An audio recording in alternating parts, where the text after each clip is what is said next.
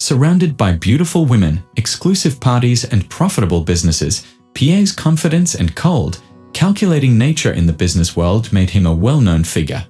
Yet, his personal life remained shallow.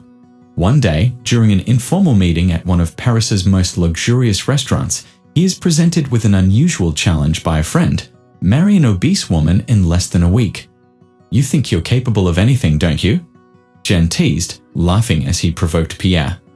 "How about proving you can find and marry a woman outside your usual standards?" Pierre chuckled, dismissing it as a joke, and accepted the bet. The following day, Pierre meets Clara, an intelligent, kind-hearted woman who is the complete opposite of the women he typically dates. She doesn't fit his usual ideals of beauty, but her strength and intellect intrigue him. As the days pass, Pierre grows closer to Clara, initially with the intention of winning the bet. He invites her to dinner at a posh Parisian restaurant, where he attempts to charm her with his usual arrogance and superficial allure. "So, Clara," Pierre says with a smirk, "have you ever wondered what it would be like to be with a man of my caliber?" Without hesitation, Clara responds, "I imagine it would be rather dull. Men who only value the outside are usually empty on the inside." Pierre is taken aback. It's clear Clara isn't intimidated by his wealth or status. Throughout dinner, she opens up about her views on life, the importance of staying true to oneself, and rejecting societal norms. Clara, an art teacher passionate about her work, brings a fresh perspective that challenges Pierre's shallow beliefs. Despite this, Pierre sticks to the plan. He invites her on a boat ride along the Seine at sunset, hoping to impress her. But rather than being awed by his luxurious lifestyle, Clara asks him about his deeper desires and motivations. "Money doesn't buy everything, Pierre," she says, looking him directly in the eyes. "What are you truly seeking beyond that?" For the first time in years, Pierre is left speechless. He begins to realize that this challenge is far more complicated than he originally thought. Unknowingly, Clara stirs something deeper within him, and Pierre finds himself torn between fulfilling the bet and the feelings that are starting to grow. On the fourth day of the bet, Pierre feels a significant shift in his behavior. Clara effortlessly draws out a side of him he never knew existed. During a quiet moment in the Luxembourg Gardens, Pierre finally decides to open up and share a personal story, something he rarely does. "You know, Clara, I wasn't always this guy, this Pierre," he begins, his gaze lost in the horizon. "When I was younger, all I wanted was respect. I grew up in a modest neighborhood, and wealth seemed like the only way to earn it." Clara listens intently, and for the first time, Pierre feels as though, for the first time, someone sees him beyond his exterior. "And did you ever get the respect you were looking for?" she asks, her voice soft yet piercing. Pierre hesitates. He had never truly considered it that way. "I don't know," he admits. "I think the respect I have is just as superficial as everything else I've built." In that moment, Pierre realizes the depth of the impact Clara has had on his life. The bet starts to feel insignificant compared to the genuine feelings growing inside him, but the weight of the challenge still looms over him, especially with Jane, his friend, pressing for results. The following evening, during a dinner with Jane and other friends, Pierre is confronted. "So, Pierre," Jane says, laughing and teasing him, "have you set a wedding date with your future wife yet?" Pierre, now much more serious, feels a tightness in his chest. He realizes that if he continues with the bet, not only will he hurt Clara, but he'll also destroy the one real chance he's had to experience something meaningful. "I think the bet doesn't matter anymore," he says, meeting Jane's gaze. "Clara is different. I can't do this to her." The room falls silent. Jane smirks cynically, but it's clear that Pierre has changed. What began as a simple joke has turned into something much more complicated. For the first time in years, Pierre feels like he's facing a real dilemma. He realizes the man he was before Clara is no longer who he wants to be. Sitting in his lavish penthouse overlooking the Eiffel Tower, he reflects on his life. The business, the money, the parties, all of it now seems empty compared to the authenticity and simplicity Clara brings into his life. He knows what he must do. Clara is in her art studio, surrounded by vibrant colors and soft light, lost in her painting. When Pierre walks in, she greets him with a smile, but the atmosphere feels different. He can no longer keep the truth hidden. He needs to confess.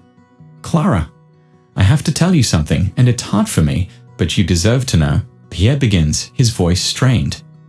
I met you because of a bet. It was a silly, ridiculous challenge that I accepted to prove to myself and others that I could win over any woman, especially you. Clara stands frozen, her brush falling slowly as she processes his words. So it was all just a joke to you? She asks, her voice shaking. All those conversations, all those outings, was that all part of your bet? Desperate to make things right, Pierre steps closer to her. At first, yes, but then something changed. I changed, Clara. I never thought someone like you could teach me what really matters in life.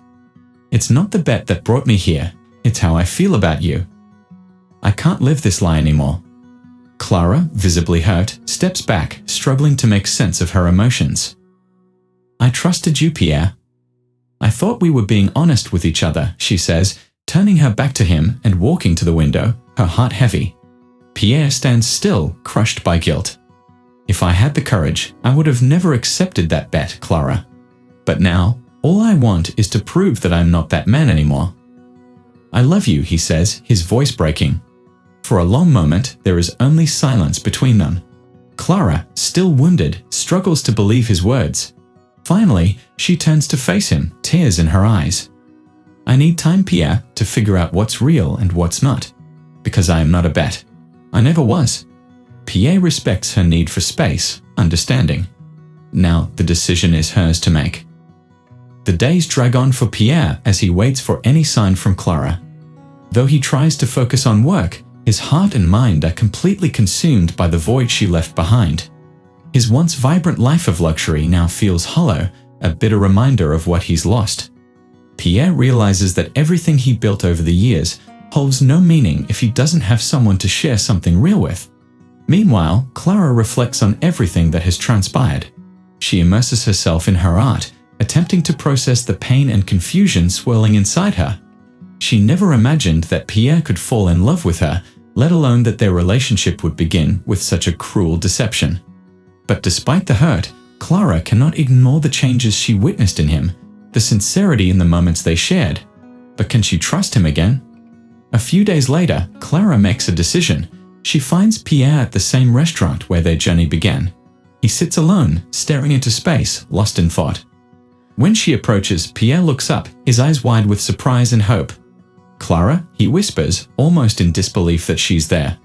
She sits down across from him, her face still serious but carrying a sense of resolution. I've thought a lot about everything, Pierre, she begins, her voice steady but firm. And even though I'm still hurt, I can't deny that something real happened between us. But you need to understand that trust is something difficult to rebuild. Pierre breathes deeply, his hands resting on the table. Clara, I know what I did was unforgivable. I let my ego and vanity take control. But what I feel for you is the most real thing I've ever experienced. I'm not that man who lives for appearances anymore. If you give me a chance, I want to show you that I can be someone worth being with.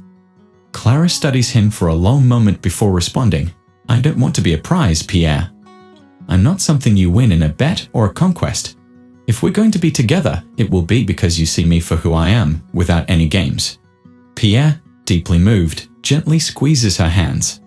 I understand, Clara. I see you. I've always seen you, even when I didn't want to admit it. Clara takes a deep breath and softly withdraws her hands. Then let's just see how things unfold. No rush. Time will tell if your words are sincere. They exchange a gentle smile, and for the first time in a long while, Pierre feels a glimmer of genuine hope in his heart.